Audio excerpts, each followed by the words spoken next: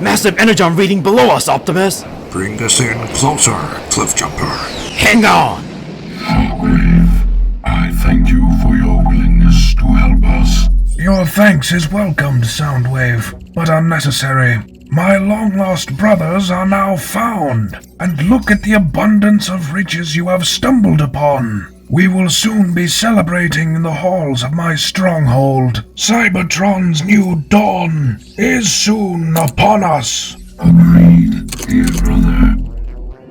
Let us begin. Man, Earth is weird. We are almost there. Wait, Cliff, hold on, look up! What hit us? Some sort of energy balls. We've lost the beat! We're going down! Autobots, take cover! Decepticons, open fire! My. The rabble-rousers are still fighting back, I see. Oh no. We Decepticons have work to do.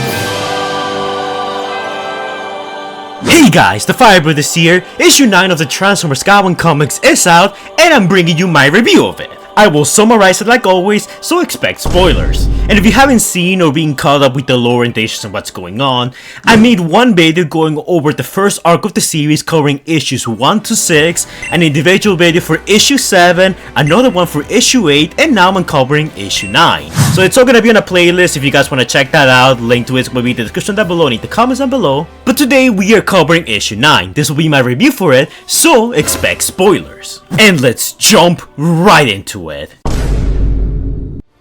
The last issue opened up with the humans taking some time off after all the craziness. And we get a possible Beachcomber cameo, but I'm sure he won't show up anywhere else. Sometimes foreshadowing is relatively obvious. Carly's still pretty mad at Cliffjumper for not channeling his inner Murder Prime, and proceeds to unfriend Cliffjumper on Facebook. Meanwhile, on Cybertron, the leader one's still trying to rescue Ultra Magnus. However, after years of torture, Ultra Magnus is too far gone and begs Elita One to kill him, which is probably the darkest line we have ever gotten in this comic series so far. To which Elita reassures Magnus that if they get caught, she will. Meanwhile, back on Earth, we reignite Bayhem as Soundwave and Thundercracker make short work of the humans that were tracking them down over the Pacific Ocean. We get some small bit of humanity for Thundercracker before Soundwave just kills them all anyway. I mean, hey, they're still the bad guys, let's not forget that here, folks. Meanwhile, back at the Autobot base, Wheeljack is having trouble making Teletran 1 be operational while it's merged with Skywarp, who is still alive? Yeah, that whole thing is still kinda weird, but let's just roll with it. That's until Carly shows up with a bazooka, and you can tell this really is America, cause this kid's getting all these weapons from somewhere. Carly channels her inner hound and really wants to kill something, and since she can't kill Starscream, Skywarp is the next best thing. Optimus begs her to stop, since they need Skywarp to bring their warriors back online. Carly hesitates but accidentally fires off the rocket, which was about to kill Skywarp until RC tanks the hit. As a thank you for saving his life, Skywarp restores Wheeljack's legs. And Carly storms off before being lectured by Optimus once again. Meanwhile, back with the Decepticons, Soundwave and Thundercracker sink the aircraft carrier and meet up with the Constructicons, who have just dug out the Nemesis! Meanwhile, Optimus is still suffering flashback of some of Sparky's memories, and gets woken up by a voice. He follows it and turns out that Jetfire has been brought back to life, because apparently death in this universe is not as big of a deal as people made it out to be. And then we get one of the saddest panels in Transformers history ever. Like, I'm not kidding, just watch my previous video, I can't do this scene justice and I don't feel like making fun of it. Hashtag justice for Jetfire. We then call back to the Decepticons who had gotten inside the Nemesis, where they find Astrotrain, who's been locked there for years. After so much undeserved Thundercracker reviews, the Decepticons and Astrotrain make a deal that if Astrotrain works for them, Megatron will be Astrotrain's to deal with as he sees fit.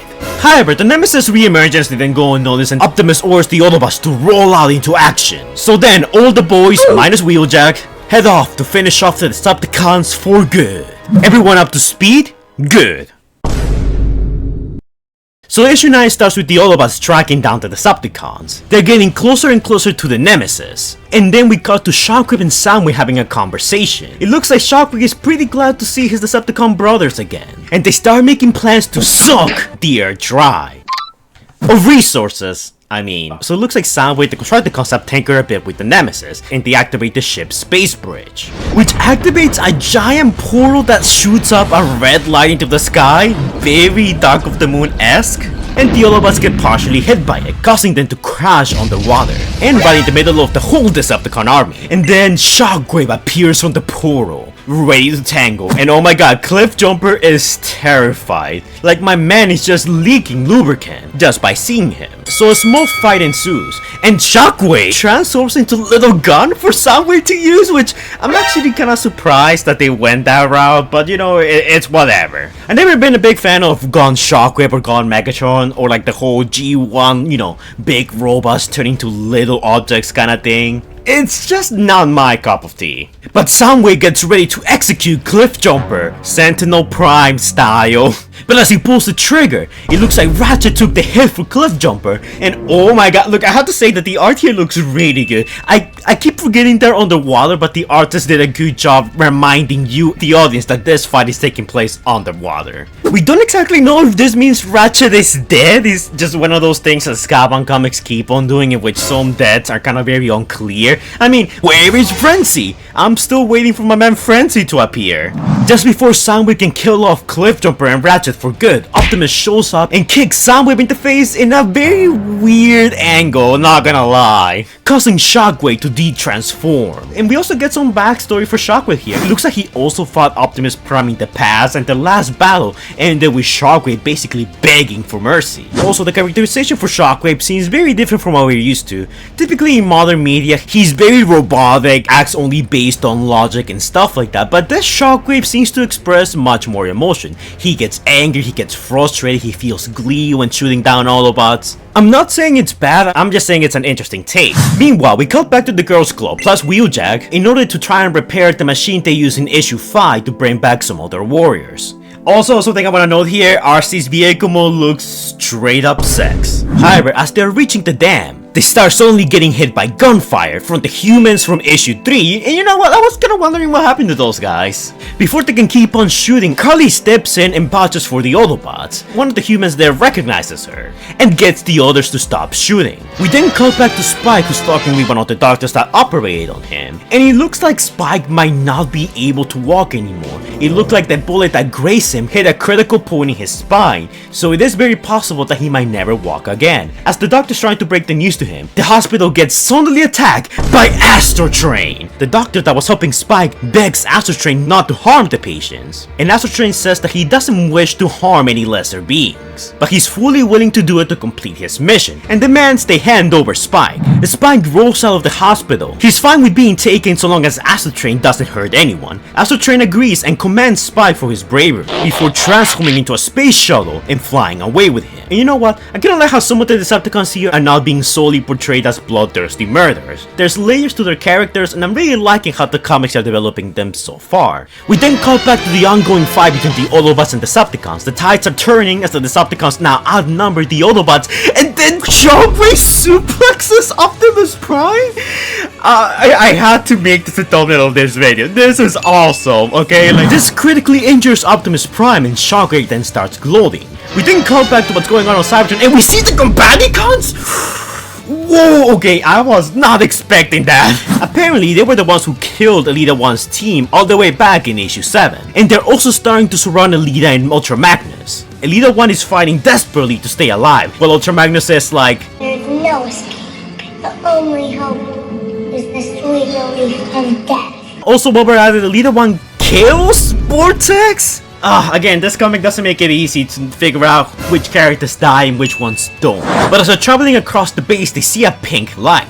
And having nowhere else to go, Elita 1 pushes on and heads to it, only to emerge at the other side of the portal, where they tackle Shockwave, saving Optimus Prime's life. Elita 1 is understandably confused, but she then sees the Combaticons slowly emerging through the portal, And also it calls for his Combaticons to merge into Bruticus, which, I mean, I'm guessing that sort of implies that Vortex is not really dead, because that will be a very awkward looking combiner if one of them components is missing. I don't know, I'll leave that up for you guys to decide. Acting quickly, Elite One sees Optimus is gone. She jumps to it and starts shooting up the portal, essentially destroying it and cutting half of Brawl off. By this point, Soundwave is just absolutely livid of the Autobots constantly folding their plans, and he unleashes everything he has on both Cliffjumper and Jazz. Optimus wants to go to them and save them, but Elite One sees that the battle is lost, and they need to retreat. Reluctantly, Optimus transforms to carry the wounded Ultra Magnus out of the battle. Soundwave wants to give chase, but Shockwave convinces him not to.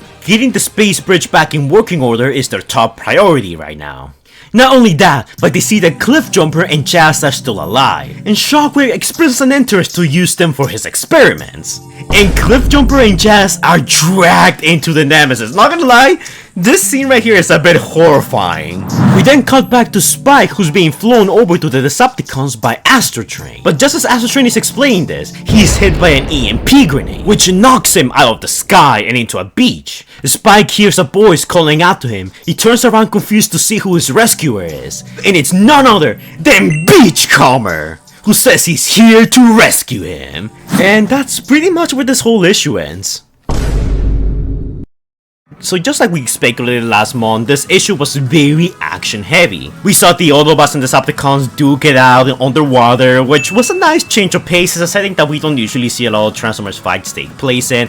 Shockwave got teleported to Earth alongside Elite One and Ultra Magnus, which I was kind of expecting to happen. It's gonna be interesting to see how RC reacts to her old mentor now being so damaged, disheveled, and even far gone to the point that he wants to die. Interact with her. I feel like this Ultra Magnus is gonna be a bit like his War for Salvatron Siege portrayal, in which he's kind of tired of the war, he doesn't really want to fight anymore. I think that's gonna be how this Ultra Magnus gets portrayed. And speaking of portrayals, Shockwave's portrayal in this comic was very interesting. He's definitely more emotional than his fellow Salvatron counterpart, which is kind of how I was hoping he'll be portrayed. But I do like how Shockwave is an actual menace here. He fought Optimus and actually beat him. Now keep in mind that this is the same Optimus who basically beat the crap out of Devastator and several Decepticons all at once. So we're already establishing the power hierarchy here. The Combaticons being introduced here was also very cool. I mean, they didn't do much. My guess is that they're saving them for the future because only 2 of them made it to Earth, and Vortex is occupied, we'll say. Something I do want to comment on is the art for this occasion. I thought the art was fine. I mean, it had some really good moments. I think the artist did a good job with Cliffjumper's horror expressions. I just love how, just by looking at Cliffjumper and the way he reacts to Shockwave, and how he conveys how terrifying of an individual Shockwave is in this continuity. It's a good bit of show don't tell. Seeing the humans from all the way in issue 3 and 4 was interesting. I was not expecting them to appear like this, but I'm glad that that's being reincorporated into all of this. And I like how Carly's taking the role of a diplomat, trying to act as a liaison between the Autobots and the humans. If Sparky's backstory is anything to go by, I'm guessing these humans are his friends and they're also ex-military, which could probably mean that we might see some Beavers type of action later in the series. You know, where we have humans and Autobots rolling together to fight the Decepticons. And you know what? As a Beavers fan, I would really love to see that. I know that people kinda got a bit mad and tired of the humans constantly taking part in the big action fights of the Transformers in the movies, but in my opinion there's a right way and a wrong way of doing so. And I wouldn't mind seeing some more human involvement, that hopefully is not G.I. Joe, against the Decepticons later in the comic run. I do feel very bad for Spike here. He might actually be crippled for life, but him standing up to Astrotrain was actually pretty brave, and it did remind me a lot of Transformers Prime Jack. I think they're definitely setting up Spike for something, I just don't quite know what it is. Also, I know that we still haven't seen much of Elite One here, but I really do like how both her and Optimus contrast. While Optimus is more idealistic and wants to save everyone, Elite One is more realistic and acts fast and decisively in the middle of a battle. She took down the space-rich portal as soon as the Combaticons were emerging from the portal. She told Optimus that they need to leave or else they're all gonna die there. It's not that she doesn't have a heart, but she's definitely more pragmatic than Optimus, and I'm really liking her portrayal so far. Also, I'm not gonna lie, I wasn't expecting to see Beachcomber here. I know we kinda got a small tease to him last issue, but I mean, it was kinda weird that he was just randomly out there in the beach. only for him to appear out of nowhere and rescue Spike. I mean, that's a bit weird, and I kinda do hope that they explain it, but it's a nice surprise seeing him here. And while personally I'm not the biggest Beachcomber fan, I know he has a lot of fans out there, so I'm sure a lot of people are gonna be very hyped up to see him. But speaking of characters showing up and disappearing out of nowhere, whatever happened to Jetfire? He got shot down and no one cared. I kinda hope he doesn't die, and I don't think he will, because they're definitely setting up some stuff with him and his trauma about being brought back to life. Speaking of trauma, oh my god, watch his expression after he got shot. Dude, that look is haunting. It kinda brings back some traumatic flashbacks to a certain comic. Jetfire and Ratchet are not seen anywhere else after the fight. We do know that Cliffjumper and Jazz are still alive, so that's fine for now. I don't think they'll die. But Jetfire and Ratchet are complete anomalies at the moment.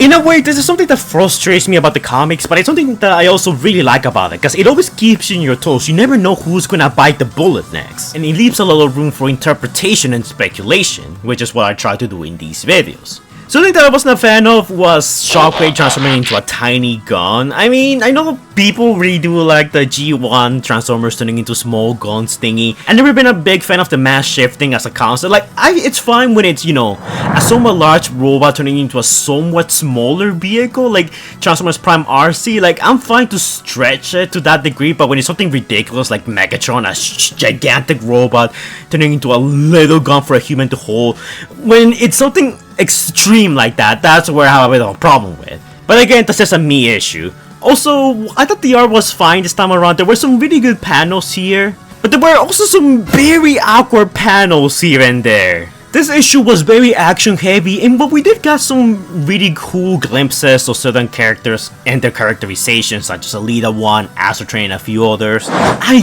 don't know if I like it as much as last month's issue, because that one was very character heavy. And maybe it's just me, but honestly I really love like character moments and, you know, slower, you know, more build up type of, you know, storylines. I don't know guys, it's a fun enough issue. I just personally didn't exactly love it. But this issue is definitely setting up a lot of things. And I really do like how the balance of power has shifted in the favor of the Decepticons. That they have 1.5 Combiner and they have Shockwave, who just likes suplexing people apparently. So there's quite a bit of good tension going on here. But overall, if I were to give this issue a rating, I'll probably give it an 8 out of 10. I'm probably gonna be in the minority on this. I feel like most people are gonna like rave about this issue a lot. I just feel like the pacing was a tad bit rushed. You know, there was a lot of things to set up, lots of future conflicts here and there. Sometimes which will not get payoff on this issue. We just gotta, you know, start addressing them right here, right now. We gotta get Alita 1 on Earth quickly. We gotta wrap up this storyline. We gotta keep cutting back to the fight and so on. You get what I mean. But yeah, I'm still really liking Skybound so far. So yeah, 8 out of 10 from me. So anyways, this is a part of the video where I basically go over some of the covers for the Transformers Skybound comics. This time we have quite a few. So cover A is this image of Optimus Prime carrying the globe as it's about to fracture. It's supposed to be a reference, homage to Atlas, one of the Greek gods who's basically holding the earth for a lifetime. And you know what? I think this looks really cool. It's very simple, but it's very badass and very cool looking. I'm gonna give this a 9 out of 10. I liked it a lot. Cover B is Shockwave holding out 2 cups, decapitated head, and we see the remains of other Autobots around the area. It looks very ominous, and it definitely plays onto the creepy factor that they're giving Shockwave with his experiments this time around. Like, when you see this, it definitely makes sense as to why Cliffjumper was so afraid of Shockwave's presence alone. I like it quite a bit. I'm actually gonna give it a 9 out of 10. Cover C keeps the trend that some of these covers kind of connect to one another. Here said pair up with the other covers from the previous issues, the ones that connects to at least. It looks cool. I like it. It's simple, but I think it works. I like it way better than last time though. And the art here just looks so clean. Also gonna give it an 8 out of 10. Cover D is just Shockwave pointing forward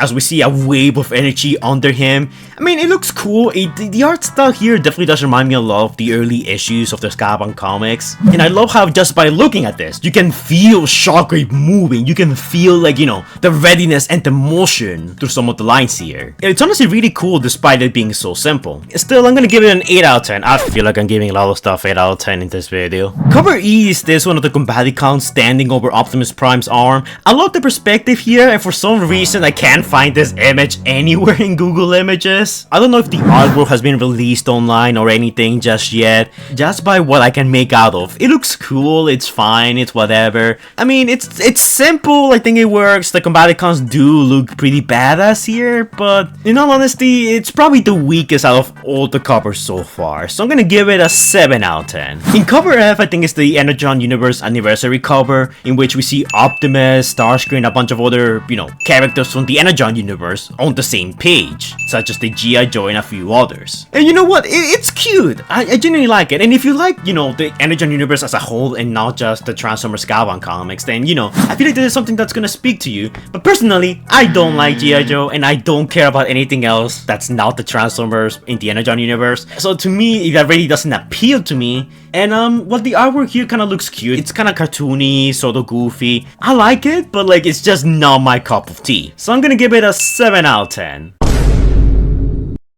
Alright, so this is the part of the video where I basically summarize where everyone in the universe is and if they're alive or not. So I'm also gonna bring out characters from, the older Energon Universe comics, such as G.I. Joe, Boy Rivals, the little special we got a while back. I know I did say I might make a video on that, but it didn't seem that there were that many people begging me to do one, so I decided to just skip it. But if you guys change your mind, I'll be open to do it sometime in the future. This issue introduced a bunch of new characters and killed off a bunch of characters, so this is gonna be an interesting section. So starting like always with the Autobots, we got Optimus Prime, who's alive, currently retreating, with Elite 1 and Ultra Magnus, who also are alive. Jetfire, who was shot down and he's stuck in vehicle mode, so he can't even transform. We don't know whatever happened to him. Ratchet is potentially dead. They don't bring him up at all, and they kind of refer to him as being killed in action. I highly doubt he's dead, and if he's dead, I don't think he'll stay dead. But for now, I'll just list him as deceased.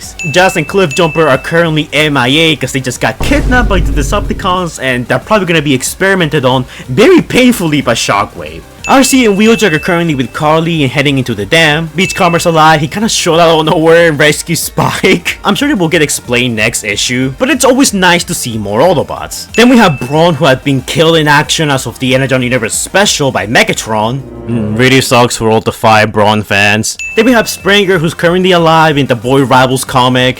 Hardbot, who appears in the Energon Universe special. Prowl still in stasis. Bumblebee still KIA. Windcharger's also in stasis, alongside Hound, and my boy Roller is still missing in action. No one has brought him up. We saw him for one panel and never again, so hopefully they haven't forgotten about him. Grapple/Inferno still in stasis. Yeah, I know it was an art error, supposed to be Inferno, but it looks kind of like Grapple. It's a whole thing. Ironhide still in stasis. Sideswipe/Mirage still in stasis. Again, another art error. Blaster's currently MIA, and so's Perceptor. Warpath alongside Huffer and Cobb have been killed in action, and as of this issue, we know it was by the Combaticons. And then quickly coming back to the Decepticons, Megatron's currently alive. He recently escaped the G.I. Joe facility and is currently looking for Starscream and the other Decepticons, though he's blinded. Starscream's still MIA. We haven't heard anything about him so far, which is kinda surprising, but I highly doubt he's dead. Shockwave's alive, currently stuck on Earth and planning to experiment on Cliffjumper and Jazz. Soundwave's also still alive, working with Shockwave to get the space bridge back up and running. Thundercracker's still alive. Astrotrain is currently still alive. I highly doubt that Beachcomber killed him. I think he's just injured, okay? I don't think he'll die. But it would be interesting to see next issue if Beachcomber will fight Astrotrain.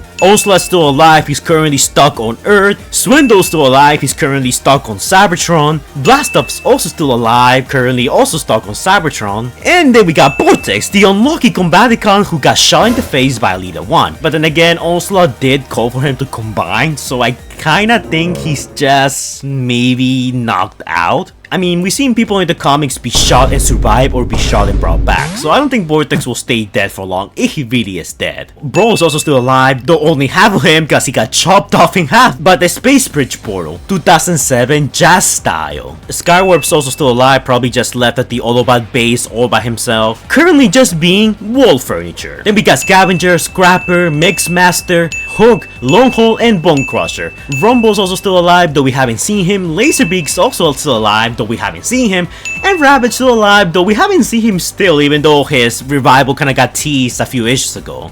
Meanwhile, Refractor's still dead, and I'm sure all 5 Refractor fans, are still very sad about that. My boy Frenzy's still missing? If Frenzy died from this, it's the thing that keeps me up at night. I have to know he's dead or not. And yeah, that's pretty much where we stand with all the robot characters in the Energon universe. So far, at least. So overall, I thought that was a solid issue. Wasn't my favorite? Not really, but I still liked it quite a bit. It's nice to finally get some action after all the breaks. I feel like it was a tad bit too fast-paced. In all honesty, it reminds me a bit of Revenge of the Fallen, in which there's a lot of action, a lot of stuff going on, but like, it does feel a bit rushed, like, oh, we have to wrap this up and get to the next scene. You gotta move fast, And look, I know some people out there are gonna be very happy about that. Personally, I'm a big fan of like the slower character moments, like last issue. In this issue, also they have some. And it's nice to see that the Autobots are now fighting a credible threat under the form of Shockwave and his reinforcements. It definitely keeps you on your toes, it keeps you on edge, and it's nice to see stuff from previous issues such as the machines that they used at the dam be reincorporated into the plot that's going on right now. It really does feel that as a reader you're rewarded for reading all the comics, like everything kind of becomes relevant at one point or another. And that's something that I really love about this comic. There's consistency here, the rules of the universe are being respected. As a reader you feel rewarded for reading all the issues like I do. So yeah, I'm loving all the tension here. I'm glad that Alita 1 is here. She's one of my favorite Transformers female characters, so I'm really excited to see what they do with her. But now I want to hear from you guys. What were your thoughts on issue 9? Did you like it? Did you not like it? Or were you somewhere in the middle, kind of like me? It's a really good issue. I liked it, but I just didn't love it. And what do you think will happen for issue 10? Personally, I think that the Autobots will fix the machine at the dam to bring back some of their fighters. That way, they'll even out the playing field. But for now, all we can do is just wait and speculate. And also pray that my boy Jetfire is not really dead. But yeah guys, that's it for this video. I'll see you guys next month for issue 10. And as always, don't forget to like, comment, and subscribe. Do the annoying YouTuber stuff that the algorithm likes so much. And I will see you guys in the next video. Stay safe guys. Anyways guys, before we go, shout out to our super incredible Patreons and channel members. Scout, James Newbold, Crawley666, TF Cypher, Legend of Soup, King Sparta, Crazy T-Rex, Orion64 Studios, Winso, Inferno65, Super Sailors Homer Hedgehogs, Moriarty, Ray Dude, Toby David Dale Smith, Xavier.God, Stitch Productions, Drakey Horror 45, Scrub Lordo, and Predaking Hunter Plays. And also our channel members, Scrub Lordo, Optination Reviews, TF Cypher, Laser Sin, The Crazy T-Rex, and Lord Skywarp. And Surprise Cheetor. Thank you guys for your support, it's much appreciated. If you become a channel member or a patron, you get access to exclusive videos I haven't released yet. You get to collab with me in some of my videos if you so choose to, and access to channel exclusive emojis, and a bunch of other stuff. You also get a shout out to your channel in the description down below, so be sure to check out those guys, as a lot of them are up and coming YouTubers who need all the help they can get. But keep in mind this is entirely optional, because freedom is the right of all sentient beings. Thank you guys for your support, it's much appreciated, and I'll see you all in the next video. Bye guys!